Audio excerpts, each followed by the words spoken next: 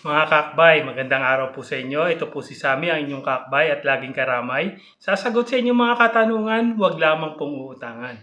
Good news po mga kakbay, marami po tayong libreng test trainings with pre-assessment and allowances pa sa ilalim ng scholarship program ng TESDA Manila. So mga kakbay, kung interesado kayong malaman kung ano-anong mga libreng training ng TESDA ngayon, then please continue on watching. At kung bago po kayo sa aming channel, ay huwag pong kalimutan mag-subscribe at hit ang notification bell para lagi po kayong updated once we upload a video like this.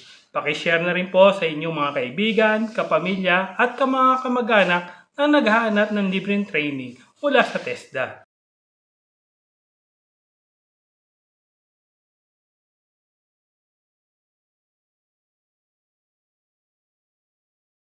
Mga kakbay, ang mga libreng TESDA training ngayon na pwedeng mapasukan ay ang Event Management Services NC2, Housekeeping NC2, meron ding Bookkeeping NC2 and NC3, Ship Catering NC1, NC2 and NC3, meron ding Electrical Installation and Maintenance NC2, nandyan din po ang Hilot o yung Wellness Massage NC2, meron ding Tile Setting NC2, kasama din ang Barista NC2, meron ding Bread and Pastry Production NC2, Cookery NC2, Driving NC2 and NC3, at marami pa pong iba. Ang mga requirements naman po ay ang mga sumusunod.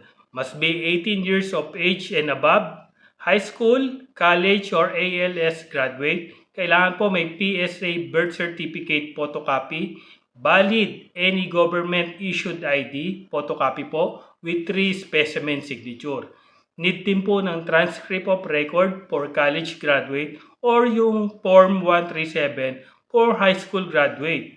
Mga kakbay, para sa kompletong detalye, please continue on watching po para malaman ninyo ang mga pangalan ng training provider, complete address at kanilang mga contact details. So there you have it mga kakbay. Sana ay makatulong ang video namin ito para kayo ay makapag-training ng libre sa TESDA. Patuloy po kami mag-update once may mga available slot sa iba pang TESDA regional or provincial offices.